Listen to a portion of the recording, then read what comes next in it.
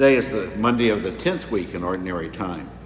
Now, we're reading from the first book of Kings. Elijah the Tishbite from Tishbe in Gilead said to Ahab, "As the Lord, the God of Israel, lives, whom I serve, during these years there shall be no dew or rain except at my word." The Lord said to Elijah, "Leave here, go east, and hide in the Wadi Cherith, east of the Jordan. You shall drink of the stream, and I have commanded ravens to feed you there." So he left and did as the Lord had commanded. He went and remained by the Wadi Cherith, east of the Jordan. Ravens brought him bread and meat in the morning, and bread and meat in the evening, and he drank from the stream. The word of the Lord. Thanks be to God. Our help is from the Lord who made heaven and earth. I lift up my eyes toward the mountains, whence shall help come to me. My help is from the Lord who made heaven and earth. Our help is from the Lord who made heaven and earth. May he not suffer your foot to slip, but may he slumber not who guards you. Indeed, he neither slumbers nor sleeps, the guardian of Israel. Our help is from the Lord who made heaven and earth. The Lord is your guardian. The Lord is your shade. He is beside you at your right hand. The sun shall not harm you by day, nor the moon by night. Our help is from the Lord who made heaven and earth. The Lord will guard you from all evil. He will guard your life. The Lord will guard your coming and your going, both now and forever. Our help is from the Lord who made heaven and earth.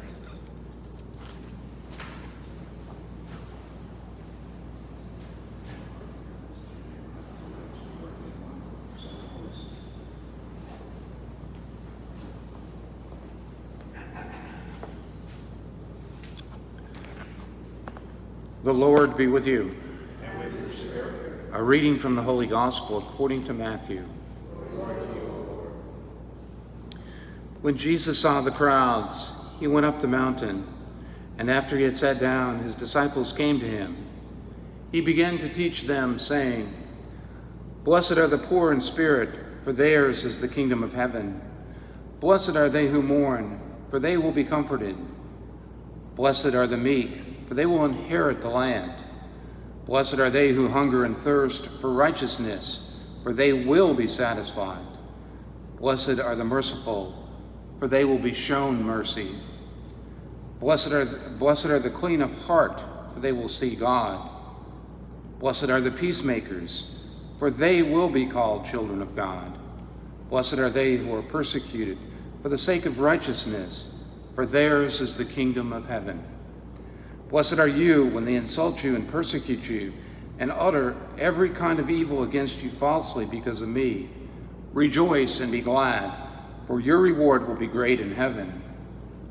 Thus they persecuted the prophets who were before them." The Gospel of the Lord.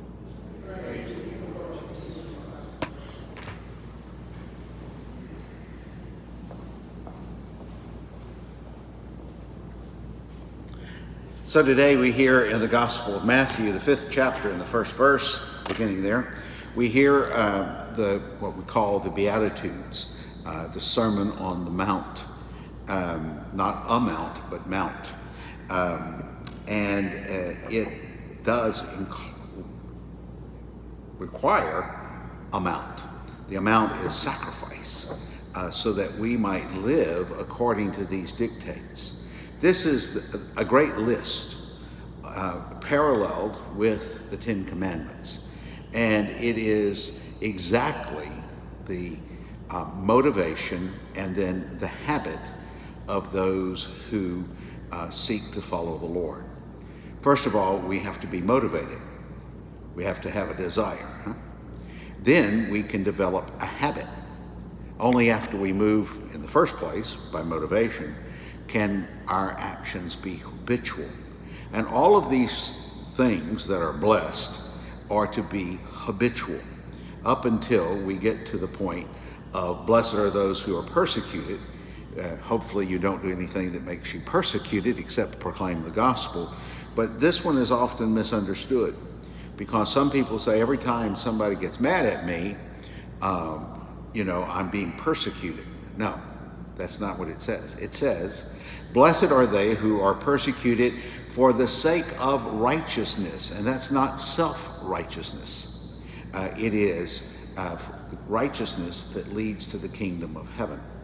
So just because you are insulted or persecuted and uttered every kind of evil against you falsely, you have to remember the last part, because of me. Because of me. So we have to keep these things in perspective and understand them clearly, and then we can rejoice, for your reward will be great in heaven. Remember, again, that they persecuted the prophets who were before you. In other words, those who are speaking the word of the Lord. Elijah comes to mind because of the reading this morning, first reading. But it is for the sake of the Lord. Not every kind of persecution is good. Not every kind of thing you suffer is a good thing that will lead you to heaven. One of the dangers that has appeared in the preaching of the gospel is the notion that you should endure all things because your reward will be in heaven by and by. We call that pie in the sky kind of theology. It is not biblical. It has no place in our understanding, and we should always be willing to stand up as the prophets with the word of God, even though it causes us some kind of harm and persecution. So only the word of God, standing up for it, justifies an acceptance of persecution, not every kind of persecution.